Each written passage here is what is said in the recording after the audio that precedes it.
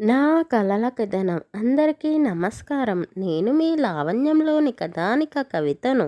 ఈరోజు మనం వినబోయే కథ సిరివెన్నెల పార్ట్ 13. రెస్టారెంట్లో భోజనం చేసిన తర్వాత అమ్మమ్మ తాతయ్యలను కార్లో కూర్చోబెట్టి పక్కనే ఉన్న ఐస్ క్రీమ్ పార్లర్లో నుండి మీకోసం ఐస్ క్రీమ్ తెస్తాను అని వాళ్లకు చెప్పి వెన్నెలతో కలిసి లోపలికి వెళ్ళాడు. చిన్నప్పటి నుండి వెన్నెలకి ఐస్ క్రీమ్స్ అంటే ఇష్టం ఉండడంతో అక్కడ ఉన్న రకరకాల ఐస్ క్రీమ్స్ను చూసి చిన్న పిల్లలా మారిపోయింది. ఆమెకు చాక్లెట్స్ అన్నా ఐస్ క్రీమ్స్ అన్నా ఇష్టమని అతనికి తెలిసే వెన్నెలని కారులో కూర్చోనివ్వకుండా అతనితో పాటే తీసుకుని వచ్చాడు. వెన్నెల అక్కడే నించొని ఒక కప్పు తినేసింది. ఆ క్షణం క్రిష్కి వెన్నెల చిన్న పిల్లలా కనిపించేసరికి ఆమెనే చూస్తూ నవ్వుకున్నాడు. ఆమె మళ్ళీ 2 చేతుల్లో తనకు నచ్చిన ఫ్లేవర్స్ని పెట్టుకొని వెలిగిపోతున్న ముఖంతో అక్కడి నుండి బయటికి వెళ్ళబోతూ ఉండగా ఒక అతను హాయ్ వెన్నెలా వెన్నెలా ఆగు అంటూ అతను ఆమె ముందుకు వచ్చి దారికి అడ్డుగా నిలబడి నవ్వుతూ ఏంటి వెన్నెలా పిలుస్తున్నా వినిపించుకోకుండా అలా వెళ్ళిపోతున్నావు? నీకు వినబడలేదా? లేకపోతే నాతో మాట్లాడడం ఇష్టం లేదా అని రాజేష్ అడుగుతూ ఉండగానే క్రిష్ బిల్ పే చేస్తూ అతన్ని చూసి కోపంగా వెన్నెల వద్దకు వచ్చాడు. ఏంటి వెన్నెల, ఏం మాట్లాడవు? ఆ క్రిష్ నిన్ను ఇంట్లో నుండి బయటికి రాకుండా పంజరంలో చిలకలా పెట్టాడని నాకు తెలుసు. కానీ నిన్ను చూడకుండా నీతో మాట్లాడకుండా నేను ఉండలేకపోతున్నాను. నువ్వు వాడితో సంతోషంగా లేవు అని నాకు తెలుసు.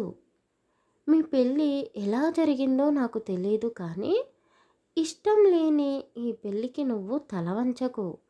నీకు ఏ సమస్య ఉన్నా నాతో చెప్పు, నేను చూసుకుంటాను. ఆ క్రిష్ గురించి నువ్వు ఆలోచించకు అని రాజేష్ అంటూ ఆమె చేయిని పట్టుకోబోయాడు. వెన్నెల నోరు తెరిచి వాడికి వార్నింగ్ ఇస్తుందేమో అని క్రిష్ కాస్త దూరంగా ఉండి చూస్తూ ఉన్నాడు. కానీ ఆమె మౌనంగా ఉండడంతో వాడు ఆమె చెయ్యి పట్టుకోబోతూ ఉండగానే రెప్పపాటు నిమిషంలోనే వాళ్ళ వద్దకు వచ్చి వెన్నెల చుట్టూ చేతులు వేసి రాజేష్, నీకు ఎన్నిసార్లు చెప్పినా బుద్ధి రాదా? వెన్నెల నా భార్య.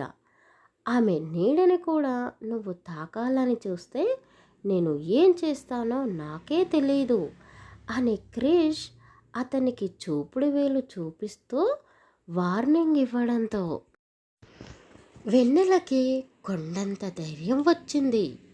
అప్పటి వరకు మౌనంగా ఉన్న ఆమె క్రిష్ వైపు రాజేష్ వైపు చూస్తూ రాజేష్ గారు, మీకు నన్ను చూస్తే ఎందుకలా అనిపిస్తుందో నాకు తెలీదు, కానీ నేను సంతోషంగానే ఉన్నాను. నా ఇష్ట ప్రకారమే మా బావతో నా పెళ్ళి జరిగింది. నాకు బావ అంటే భయం ఎంతుందో ప్రేమ కూడా అంతే ఉంది. ఈ రెండు ఇప్పుడు పుట్టినవి కాదు. నేను పుట్టినప్పటి నుండి బావ మీద నాకు భయం ప్రేమ రెండూ ఉన్నాయి. దయచేసి నన్ను డిస్టర్బ్ చేయకండి. మీరు నాకు ఒక మంచి ఫ్రెండ్లానే ఉండాలి అనుకుంటున్నాను. శత్రువులా మారకండి అని వెన్నెల సున్నితంగా అతనికి చెప్పడంతో అతనికి ఆ నిమిషం వెన్నెలతో ఏం మాట్లాడాలో తెలియలేదు. ఆమె కళ్ళలో భర్తపై ఎంత ప్రేమ ఉందో తెలిసింది. రాజేష్ క్రిష్ వైపు చూస్తూ వెన్నెల, నిన్ను డిస్టర్బ్ చేయాలని నేను అనుకోవడం లేదు. నా ఫీలింగ్స్ నీతో చెప్పాను అంతే. నేను మరీ అంత మూర్ఖుడిని కాదు అని ఆమెకు చెప్పేసి అతను అక్కడి నుండి వెళ్ళిపోయాడు. అతను వెళ్ళిపోయినా కూడా క్రిష్ కళ్ళలో కోపం తగ్గకపోయేసరికి వెన్నెల భయపడుతూనే బావా అని వణుకుతున్న గొంతుతో పిలిచింది. క్రిష్ కోపంగా వెన్నెల వైపు చూస్తూ, ఏంటి అలా వణికిపోతున్నావు? నువ్వు ఇలా నన్ను చూడగానే వణుకుపోతూ ఉంటే చూసేవాళ్ళు నిజంగానే నిన్ను నేను రాచి రంపాన పెడుతున్నాను అనుకుంటారు అని అతను కోపంగా అనగానే వెన్నెల తడబడుతూ, బావా అది నీ చెయ్యి కాస్త నా నా నడుము మీద నుండి తీసేస్తే నేను నానమ్మ దగ్గరికి వెళ్ళిపోతాను అని ఆమె అనగానే క్రిష్ ఆమె నడుము చుట్టూ వేసిన చేతిని తీసేసి ఆమె చెయ్యి పట్టుకుంటూ, పద, నేను నీతో పాటే కలిసి వస్తాను. ఇక నుండి ఎక్కడికి వెళ్ళినా నువ్వు నా చెయ్యి పట్టుకోవాల్సిందే. అరే, చిన్న పిల్లలా నిన్ను కాపాడుకోవాల్సి వస్తుంది. నీకు నేను బాడీగార్డ్లా మారిపోయాను అని క్రిష్ అంటూ ఆమెతో కలిసి నడుస్తూ అన్నాడు. క్రిష్ అలా అనగానే వెన్నెలకి నవ్వొచ్చింది. నవ్వుతే మళ్ళీ కోపడతాడేమో అని బయటికి నవ్వకుండా మనసులోనే సంతోషపడుతూ ఉంది.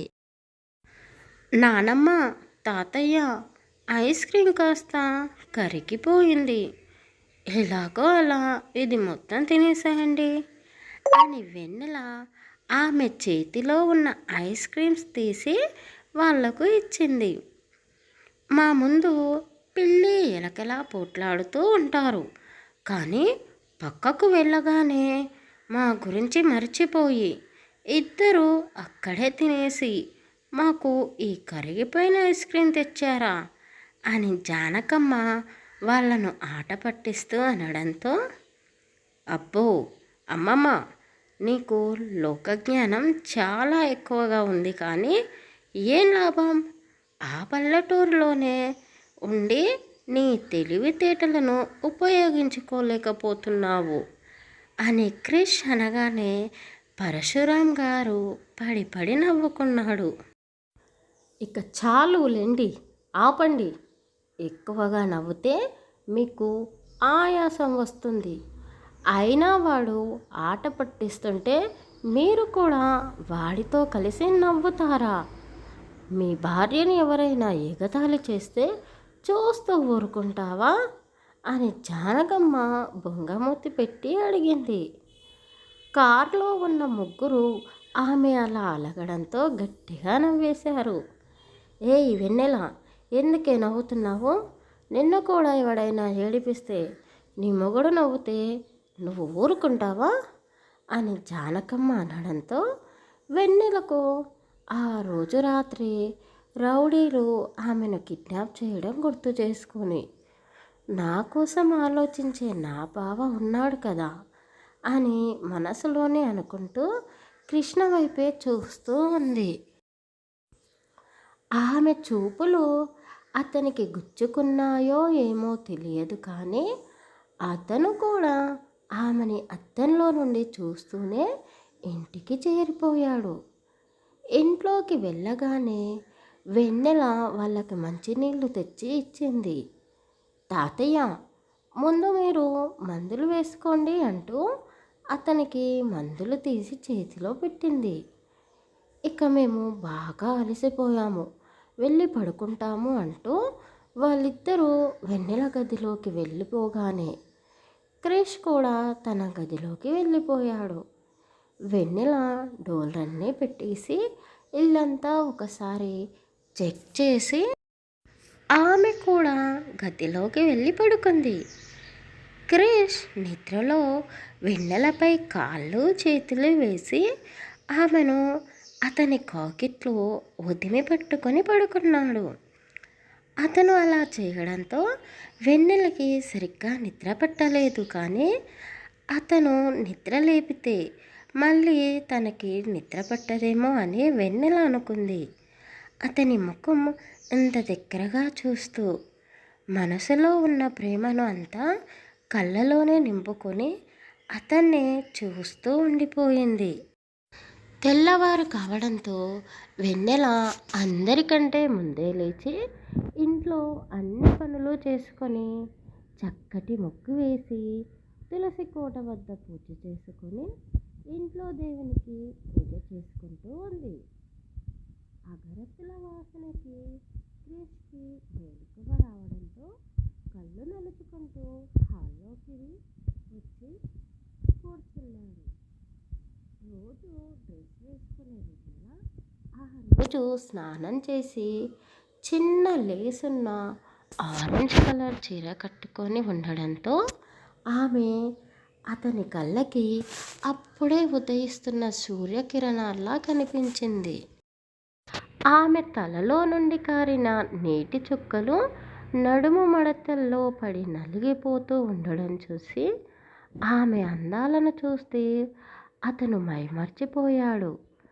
మొదటిసారి వెన్నెలని చూడగానే అతని మనసులో ఏదో అలజడి వేగినట్టుగా అనిపించింది. క్రిష్ సోఫాలో కూర్చోవడం చూసి వెన్నెల హారతి తీసుకొని అతని వద్దకు వచ్చింది. అతనికి ఆమె ఆ రోజు కొత్తగా కనిపించడంతో ఆమెని చూస్తూ హారతి తీసుకొని తన గదిలోకి వెళ్ళి ఫ్రెష్ అవుతూ, వామ్మో, ఈ వెన్నెల ఏంటి ఎంత అందంగా కనిపిస్తుంది నాకు! అసలు దానికి ఏ ఫీలింగ్స్ ఉండవా? నేనే అనుకుంటే నాకంటే పెద్ద ముదురులా ఉంది అని అనుకుంటూనే క్రిష్ రెడీ అయ్యి బయటికి వచ్చాడు. వెన్నెల నానమ్మ తాతయ్యలకు టిఫిన్ పెట్టి వాళ్లకు కావాల్సినవన్నీ చేసి పెట్టింది. క్రిష్ రావడంతో అతనికి కూడా టిఫిన్ వడ్డించి ఆమె కూడా టిఫిన్ చేసేసింది. ఇంట్లో పెద్దవాళ్ళు ఉండడంతో వెన్నెల ఆమె స్కూటీ తీసుకొని ఆఫీస్కి వెళ్ళలేకపోయింది. వాళ్ళకి అనుమానం రాకూడదు అని ఇద్దరు ఒకే కారులో ఆఫీస్కి బయలుదేరిపోయారు. అతను డ్రైవ్ చేస్తూనే అతని పక్కనే కూర్చున్న వెన్నెలనే ఓరగా చూస్తూ ఉండడంతో వెన్నెల అతని వైపు చూసి, ఏంటి బావా, నాతో ఏమైనా చెప్పాలా అని అమాయకంగా అడిగింది. అది నువ్వు చీరెందుకు కట్టుకున్నావు? మళ్ళీ ఎప్పుడు కట్టుకుంటావు? అసలు నువ్వు డ్రెస్సులు వేసేదానివి కదా అని ఒకదానికి ఒకటి పొంతన లేకుండా మాట్లాడుతూ ఉండడంతో వెన్నెల షాకింగ్గా చూస్తూ ఉంది. ఆఫీస్ రావడంతో అతను కార్ పార్క్ చేసి వెన్నెలతో మొదటిసారి భార్యాభర్తల్లా ఆఫీస్లో అడుగుపెట్టారు. వాళ్ళిద్దరూ అలా నడుచుకుంటూ వస్తూ ఉంటే ఆఫీస్లో ఉన్న వాళ్ళందరూ వాళ్ళని చూస్తూ గట్టిగా కేకలు వేస్తూ ఉన్నారు. వాళ్ళ అరుపులకి ఐశ్వర్య, రాజేష్ ఏం జరిగిందబ్బా అంటూ బయటికి వచ్చేశారు. ఎదురుగా ఉన్న వాళ్ళని చూసి ఐశ్వర్య ఈర్ష్యపడింది. రాజేష్కి వెన్నెల ముఖంలో ఉన్న సంతోషాన్ని చూడగానే అతని మనసుకు హాయిగా అనిపించింది. క్రిష్ అక్కడ ఉన్న వాళ్ళందరికీ గుడ్ మార్నింగ్ చెప్పి ఐశ్వర్య మారిపోయింది అని నమ్మడంతో ఆమెకు కూడా చెప్పేసి ఆమె పక్కనే ఉన్న రాజేష్ వైపు కోపంగా చూస్తూ వెన్నెల చెయ్యి పట్టుకొని అతని క్యాబిన్లోకి వెళ్ళాడు. వెన్నెల, నిన్ను ఆ రాజేష్ మళ్ళీ విసిగిస్తే నాతో చెప్పు, మౌనంగా అన్నీ భరిస్తూ ఉండకు అని ఆమెకు చెప్పడంతో వెన్నెల తల ఆడిస్తూ, బావా, అలా ఏం జరగదు, రాజేష్ నాతో ఇంకెప్పుడూ మాట్లాడాడు అని ఆమె అనగానే, ఏయ్, నువ్వసలు మగవాళ్ళని చూస్తేనే భయపడిపోతావు. నీకు అసలు వాళ్ళతో ఎలా మాట్లాడాలో కూడా తెలీదు. అలాంటిది నువ్వు వాడి గురించి మంచిగా ఆలోచించి వాడితో మళ్ళీ స్నేహం చేయకు అని కృష్ణ అనగానే వెన్నెల బయట ఉన్న ఐశ్వర్య వైపు చూస్తూ, బావా, మరి నువ్వు ఆ ఐశ్వర్యతో నార్మల్గానే ఉన్నావు కదా అని వెన్నెల అడగగానే అతను తల కొట్టుకుంటూ, అంటే ఏంటి ఐశ్వర్య, ఈ రాజేష్ గాడు ఇద్దరూ ఒకటే అనుకుంటున్నావా? ఐశ్వర్య మారిపోయింది. ఇప్పుడు తన మనసులో నా గురించి ఎలాంటి ఫీలింగ్స్ లేవు అని నాకు చెప్పింది.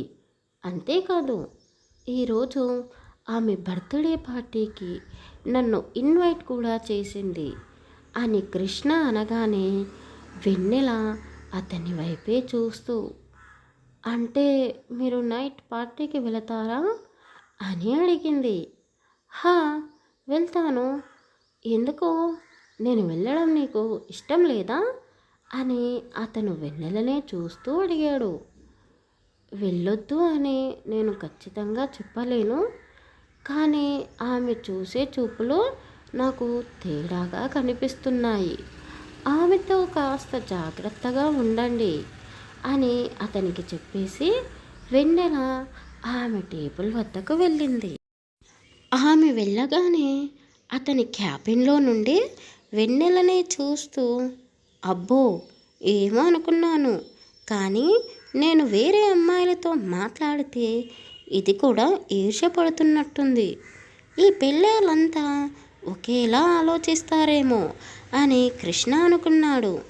రాజేష్ లంచ్ టైంలో అందరితో మాట్లాడుతూ, నేను ఇక ఈ ఆఫీస్కి రావడం లేదు, బెంగళూరులో ఉన్న బ్రాంచ్కి ట్రాన్స్ఫర్ పెట్టుకున్నాను, ఈరోజే వెళ్ళిపోతున్నాను అని అతను అందరితో అనగానే వెన్నెలకి బాధగా అనిపించింది. నా వల్లే ఇతను ఇక్కడ ఉన్న వాళ్ళందరినీ వదిలి వెళ్ళిపోతున్నాడు అని మనసులోనే అనుకుంది. క్రిష్కి రాజేష్ వెళ్ళిపోతున్నాడు అనే విషయం వినగానే చాలా సంతోషించాడు.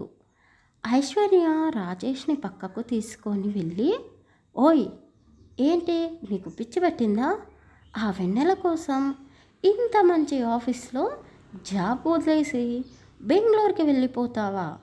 నువ్వు నిజంగానే వెన్నెలను ప్రేమిస్తే ఆమె ప్రేమను దక్కించుకోవడానికి ప్రయత్నించాలి, కానీ ఇలా పారిపోతావా అని ఐశ్వర్య అనగానే, ఐసు, నేను నిజంగానే ఆమెను ప్రేమించాను. ఆమె సంతోషం కోసమే నేను ఇక్కడి నుండి దూరంగా వెళ్ళిపోతున్నాను. నీకు తెలియదు, వాళ్ళిద్దరి మధ్య ప్రేమ ఉంది, కానీ బయటపడడం లేదు.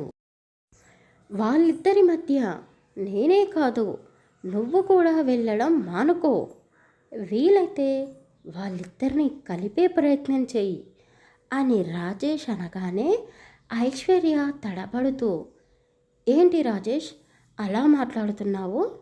నేను వాళ్ళ మధ్యకు ఎందుకు వెళ్తాను అని అనగానే రాజేష్ కోపంగా చూస్తూ, నాకు నీ ప్లాన్ ఏంటో తెలుసు. నైట్ పార్టీకి కృష్ణని ఎందుకు ఇన్వైట్ చేశావో కూడా తెలుసు అని అతను అనగానే, అదేమీ లేదు, అందరినీ పిలిచినట్టే అతన్ని కూడా పిలిచాను. నీకు వెళ్ళడానికి టైం అవుతున్నట్టుంది, ఇక నువ్వు బయలుదేరు అంటూ ఆమె అతని వద్ద నుండి పక్కకు వెళ్ళింది. ఐశ్వర్య వెళ్ళగానే రాజేష్ కృష్ణ క్యాబిన్లోకి వెళ్ళి అతనితో మాట్లాడుతూ, నేను వెన్నెలని నిజంగానే ప్రేమించాను. నా ఫస్ట్ లవ్ ఆమెని మర్చిపోవడం నా వల్ల అవుతుందో కాదో తెలీదు, కానీ నేను ఎక్కడ ఉన్నా ఆమె సంతోషంగా ఉండడమే కోరుకుంటాను. నువ్వు ఆమె మనసును అర్థం చేసుకో. నువ్వు ప్రేమించిన అమ్మాయి మోసం చేసింది అని వెన్నెలను కూడా ద్వేషించకు. అలాగే ఐశ్వర్యాన్ని కూడా గుడ్డిగా నమ్మకు అని ఆమె గురించి అతను ఇంకేదో చెప్పబోతూ ఉండగానే క్రిష్ తన చెయ్యి అడ్డుపెట్టి, ఇక చాలు, నీ హితోపదేశం నేను వినలేను. ఇక నువ్వు బయలుదేరవచ్చు అని క్రిష్ యాటిట్యూడ్గా అనడంతో రాజేష్ నవ్వుతూనే అతనికి బాయ్ చెబుతూ ఒక్కసారి నేను వెన్నెలతో మాట్లాడి వెళతాను అంటూ అతనికి చెప్పేసి వెన్నెల వద్దకు వెళ్ళాడు. నా భార్యతో వీడేం మాట్లాడుతాడు అని అతని వెనకాలే వెళ్ళాడు. కానీ వెన్నెల చూస్తే బాధపడుతుందేమో అని అనుకొని వెళ్ళకుండా ఆగిపోయాడు. రాజేష్ వెన్నెలతో కొద్దిసేపు మాట్లాడి సంతోషంగానే అక్కడి నుండి వెళ్ళిపోయాడు. సాయంత్రం కావడంతో క్రిష్ వెన్నెల ఇంటికి బయలుదేరిపోయారు. వెన్నెల రాజేష్ నీతో ఏం మాట్లాడాడో అని క్రిష్ అడగగానే వెన్నెల మౌనంగా ఉండి రాజేష్ మాట్లాడిన దాని గురించి ఆలోచిస్తూ ఉంది. ఆమె ఏమీ మాట్లాడకుండా ఉండడంతో క్రిష్ కూడా సైలెంట్గా ఉండిపోయాడు. ఇంటికి వెళ్ళగానే అమ్మమ్మ తాతయ్యలకు నైట్ పార్టీకి వెళ్ళాలి అని చెప్పి వెన్నెలకు కూడా చెప్పి వెళ్ళాలి అనుకున్నాడు. కానీ ఆమె వచ్చినప్పటి నుండి ఏదో దీర్ఘంగా ఆలోచిస్తూ ఉండడంతో అతన్ని చూడలేకపోయింది. వెన్నెల డల్గా ఉండడం చూసి ఆమెకు తలనొప్పిగా ఉన్నట్టుంది అని అనుకున్నాడు. డిస్టర్బ్ చేయడం ఎందుకులే అని అనుకొని ఆమెకు చెప్పకుండానే క్రిష్ ఐశ్వర్య ఇంటికి బయలుదేరాడు. అక్కడికి వెళ్ళగానే ఐశ్వర్య ఎంతో అందంగా రెడీ అయ్యి మోడర్న్ డ్రెస్లో అతన్ని కవ్విస్తూ ఉంది. ఏంటి ఐసు, ఎవ్వరూ లేరు? నేను ఒక్కడినే వచ్చానా, లేకపోతే అందరూ వెళ్ళిపోయారా అని అతను అడగగానే అదేమీ లేదు, నాకు దగ్గరగా ఉన్న ఫ్రెండ్స్ అందరినీ పిలిచాను, వాళ్ళు పైన ఉన్నారు, నువ్వు స్పెషల్ గెస్ట్వి కదా నాకు, అందుకే నేను నిన్ను స్పెషల్గా ట్రీట్ చేద్దాము అనుకుంటున్నాను అని ఆమె అనగానే క్రిష్ ఆమెను వింతగా చూస్తూ ఏంటి ఐశ్వర్య, నువ్వు ఈరోజే పుట్టావని అందరికీ తెలుసు, మళ్ళీ ఈ చిన్న పిల్లల బట్టలు ఎందుకు వేసుకున్నావు అని క్రిష్ ఆమెను చూసి నవ్వుకున్నాడు. ఎందుకు నవ్వుతున్నావు క్రిష్, నేను ఇలా ఉండడం నీకు నచ్చలేదా అని ఆమె కైపుగా చూస్తూ అడగడంతో క్రిష్కి వెన్నెల అన్న మాటలు గుర్తుకు వచ్చాయి. వెన్నెల, నువ్వన్నది నిజమే, ఐశ్వర్య చూపుల్లో తేడా కనిపిస్తుంది అని క్రిష్ అనుకున్నాడు. ఎవరి ఇష్టం వాళ్ళది, నువ్వెలా ఉంటే నాకేంటి, అయినా ఆడవాళ్ళు ఎలా ఉండాలో నా భార్యను చూసి నేర్చుకో, ఆమె ఎలా ఉంటుందో చూసావు కదా అని క్రిష్ వెన్నెలని పొగిడేస్తూ ఉండడంతో ఐశ్వర్యకి కోపం వచ్చింది. ఆ పల్లెటూరి దానితో నన్ను పోలుస్తావేంటి అని మనసులోనే అనుకుంటూ క్రిష్ కోసం జ్యూస్ రెడీ చేసి అందులో అతనికి మత్తెక్కించే ట్యాబ్లెట్స్ కలిపింది. ఆమె ఇచ్చిన జ్యూస్ అతను తాగడంతో అతనికి మెల్లిగా కళ్ళు మూతలు పడ్డాతూ ఉన్నాయి. క్రిష్ మత్తులో కూడా వెన్నెల వెన్నెల అనే కలవరిస్తూ ఉంటే ఐశ్వర్య నవ్వుకుంటూ క్రిష్, ఈరోజు నుండి నువ్వు పూర్తిగా నావాడివి అయిపోతావు, నువ్వు నాకే సొంతం, ఇక ఆ వెన్నెల నీ జీవితంలో నుండి తప్పుకోవాల్సిందే అంటూ అతన్ని ఆమె బెడ్రూమ్లోకి తీసుకొని వెళ్ళింది. ఆమె అతన్ని చుట్టేసి కవ్విస్తూ ఉంటే అతను ఆమెను పక్కకు నెట్టేస్తున్నాడు. కానీ క్రిష్ మత్తులో ఉండడం వల్ల ఎక్కడ ఉన్నాడో ఎవరితో ఉన్నాడో కూడా మర్చిపోయాడు. ఆ తర్వాత ఏం జరగబోతుంది తరువాయి భాగంలో తెలుసుకుందాం. కథ నచ్చితే లైక్ చేసి మన ఛానల్ని సబ్స్క్రైబ్ చేసుకోండి.